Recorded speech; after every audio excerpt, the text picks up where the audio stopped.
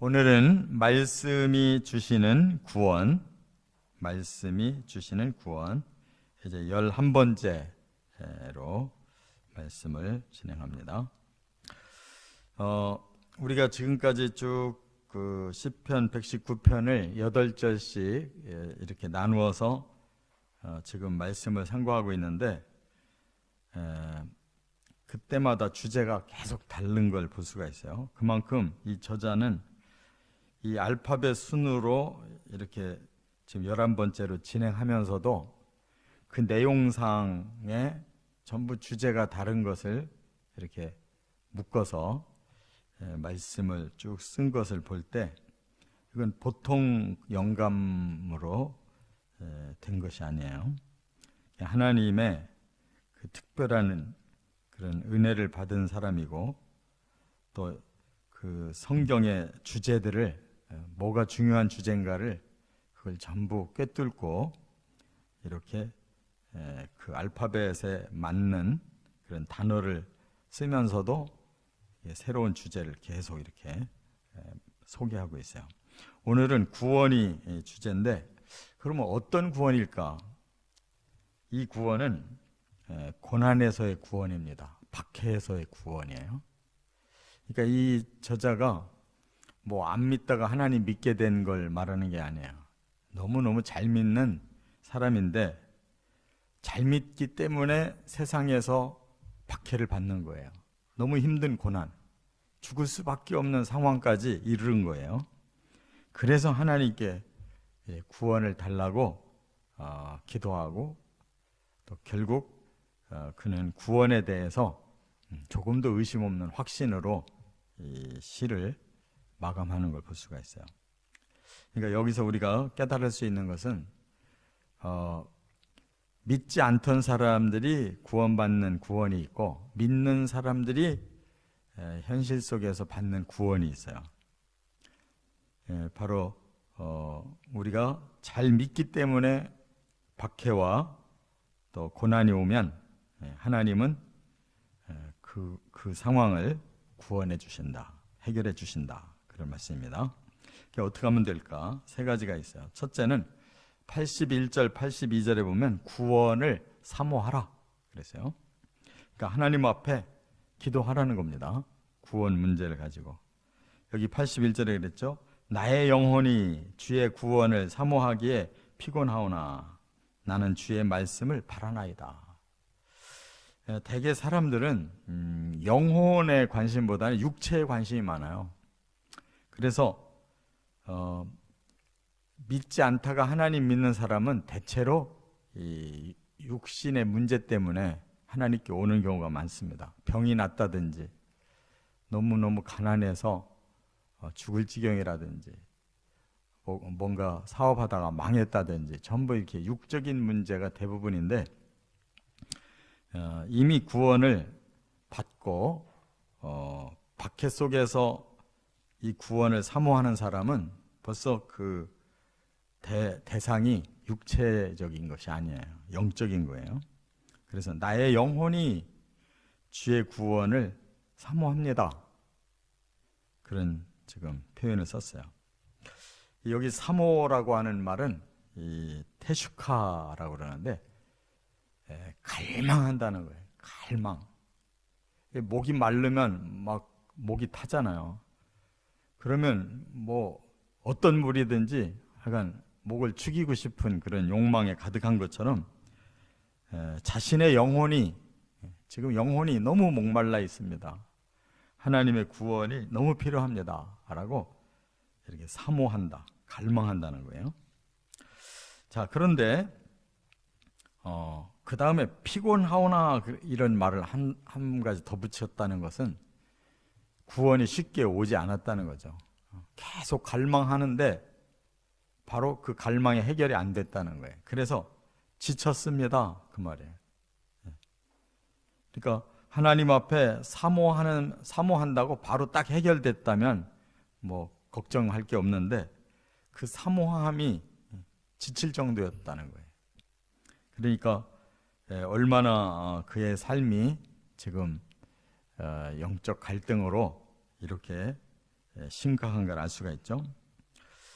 그래서 이 피곤하다라는 말은 카라라고 그러는데 쇠해졌다, 약해졌다는 거예요. 그리고 지쳤다, 이런 뜻입니다. 그러니까 우리가 그 신앙생활 한다는 것이 그렇게 쉬운 일이 아니에요. 믿고 구원받기도 쉬운 일이 아니지만 구원받은 이후에 바로 그 믿음을 지키는 것도 쉬운 일이 아니에요. 이렇게 그 성도의 삶이라는 것이 이 땅에서는 녹록한 것이 아니다 하는 걸 알 수가 있어요. 그러나 중요한 것은 갈망하고 또 지쳤지만 중단한 게 아니라는 거예요. 나는 주의 말씀을 바라나이다. 여기 바란다는 말은 또 달리 앙망한다는 뜻이에요. 그냥 하나님께 구원을 갈망하다가 이렇게 지쳤어도 다시 말씀을 통해서 하나님을 앙망합니다. 그 말은 계속 지쳐 있어도 또다시 일어나고 또다시 하나님을 향하고 또다시 매달리고 이렇게 한다는 뜻이에요. 이게 바로 신앙의 힘이죠. 그래서 2절에 보니까 더 구체적으로 뭐를 지금 원하고 있냐면 나의 말이 주께서 언제나 나를 안위하실까 하면서 그랬어요. 언제나라는 말은 과연 나를 이렇게 풀어주시는 그 디데이가 언제입니까? 그때까지 지금 이제 참고 기다려야 되는데 그것이 자기의 기대만큼 빨리 오질 않는 거예요. 그러니까 그날이 언제입니까? 라고 지금 물어보는 거예요. 정말 아주 간절한 마음이죠. 사람들이 고난 앞에서 기도할 때 이게 풀리지 않으면 마치 그 깊은 굴 속에 들어가 가지고 굴이 끝나는 시간이 와야 되는데 계속 캄캄하고 뭐 기미가 안 보이면 사람이 절망이 생기잖아요. 그러니까 그날이 언제입니까? 라고 너무 지금 마음이 다급해진 거예요. 여기 나를 안위하신다. 이 안위라는 말이 안심한다는 뜻이에요. 마음이라도 턱 하고 안심이 되면 좋겠는데 마음이 불안한 거예요. 그러니까 이처럼 고난이 깊어지고 하나님의 응답은 없고 자신의 한계는 느껴졌고 이럴 때가 이제 정말 갈등이죠. 그래서 내 눈이 주의 말씀을 바라기에 피곤하니이다. 이제 앞에서도 내 영혼이 피곤합니다 그랬는데 이제는 내 눈이 피곤합니다 그랬어요. 더 구체적인 거예요. 이제는 온 몸을 다 쏟아서 이제 하나님 바라보고 있는데 왜 하나님의 응답이 안 옵니까? 이제는 내 눈이 피곤합니다. 그러니까 영이든 몸이든 우리의 모든 걸 다 쏟아서 하나님 앞에 기도하고 있다는 거예요. 이러한 그 간절한 기도, 구원을 위한 간절한 기도, 정말 우리의 마음에 이러한 하나님이 아니면 해결이 될 수 없는 이런 간절한 기도가 과연 있느냐, 이게 중요해요. 두 번째는 이제 한 단계 더 들어가서 83절부터 85절에 보면 고난을 호소하라는 거예요. 이제 더 구체적으로 들어간 거예요. 제가 얼마나 지금 이 고난에 시달리고 있는지를 하나님 좀 알아주십시오 하고 자기의 고난을 이렇게 표현했어요. 83절에 내가 연기 속에 가죽부대같이 되었으나, 이 이제 우리나라도 옛날에 그 시골집에 그 부엌을 보면 그냥 하도 불을 많이 떼니까 그냥 이 시커멓잖아요, 전체가. 거기에다가 뭐 이렇게 도구 같은 거 뭐 같은 거 걸어 놓으면 그런 게 전부 새카매지듯이 이 유대 지방도 그렇게 아주 메마른 땅에서 이게 유목민들이 텐트 많이 치고 살잖아요. 그러니까 그냥 그 집에서 불을 떼면 이게 전부 지붕으로 올라갔는데 거기에 이제 가죽 부대가 걸려 있단 말이에요. 이 가죽 부대가 뭐냐면 이런 포도즙이나 또 이런 우유나 이런 먹고 살아야 될 그런 기본 재산들인데, 그런 것이 그냥 연기에 완전히 새카매지도록 내 자신이 그렇게 초라하고 그렇게 힘든 상황입니다 라고 표현하는 거예요. 연기에 아주 새카매져서 그냥 다 트고 말라버린 이런 가죽 부대처럼 그렇게 자신의 상황이 어렵다는 거예요. 그럼에도 불구하고 주의 윤례들을 잊지 아니하나이다. 하나님 말씀을 저는 끝까지 붙들고 있습니다. 그러니까 빨리 해결해 달라는 거죠. 84절에 주의 종의 날이 얼마나 되나이까? 나를 핍박하는 자들을 주께서 언제나 심판하시리이까? 여기 지금 두 가지 시간을 말하고 있어요. 주의 종의 날, 그날은 해방되는 날이고, 지금 핍박하는 자들을 언제 심판합니까? 그러니까 그들이 끝장나는 날이거든요. 그날이 그날이에요. 악한 자들은, 핍박하는 자들은 끝장나는 날이 언제고, 그날이 주의 종은 살아나는 날, 구원받는 날인데, 그날이 언제입니까? 결국 한 날이거든요. 한 날. 한쪽은 망하고 한쪽은 살아나는 날. 그날이 언제입니까? 라고 하나님께 묻는 거예요. 그리고 이제 또 하나 더 깊어지는 것은 85절에 뭐라고 그랬냐면, 주의 법을 따르지 아니하는 교만한 자들이 나를 해하려고 웅덩이를 팠나이다. 그러면 지금 다급한 거죠. 웅덩이를 파고 거기다 집어 던지면 끝나는 거예요. 이제 막바지에 왔습니다. 하나님 어떡합니까? 라고 자기 고난을 이렇게 아주 너무나 실감나게 표현하고 있어요.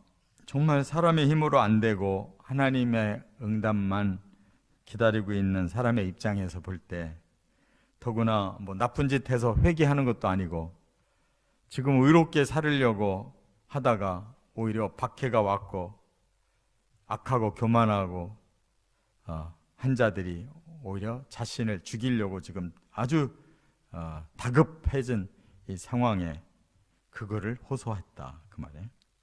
이처럼 하나님의 그 귀와 우리의 기도가 매치가 되는 것 같이 느껴지질 않을 때가 있잖아요.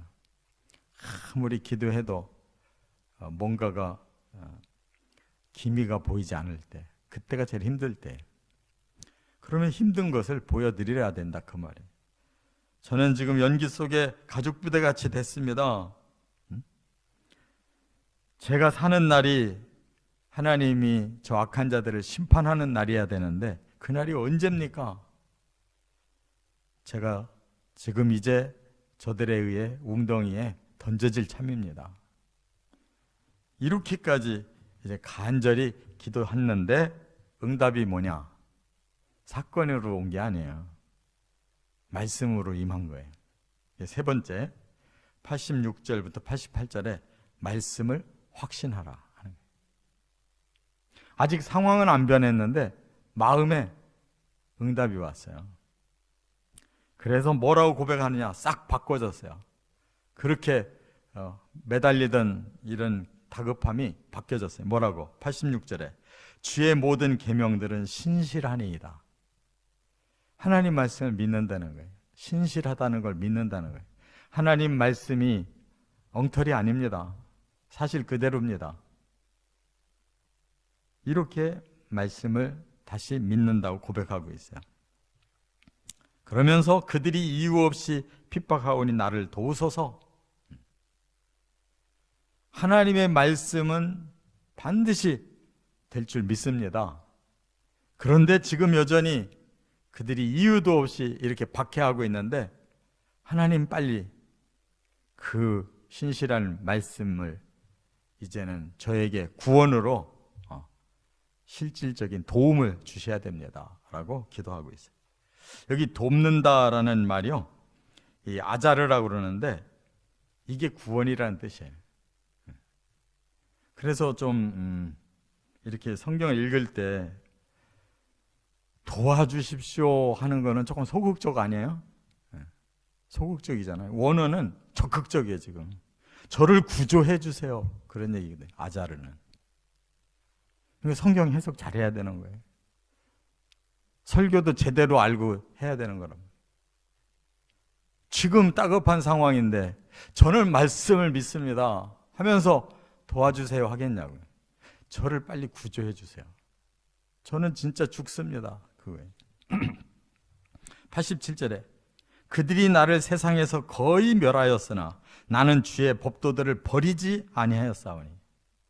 이것도 얼마나 실감나요.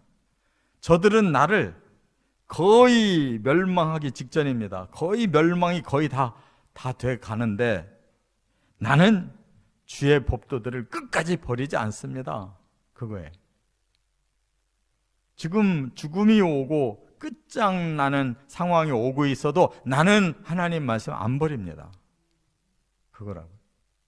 그 마음에 믿음이 있고 말씀에 확신이 생기니까 이런 말 하지. 88절 주의 인자하심을 따라 나를 살아나게 하소서. 결국 마지막에 매달리는 건 하나님의 인자예요. 자기가 뭐 의롭고 훌륭해서 나를 도와주시고 나를 살려주세요가 아니라 자기 자신이 이렇게 매달리는 가운데서 우리 부족을 느끼는 거예요.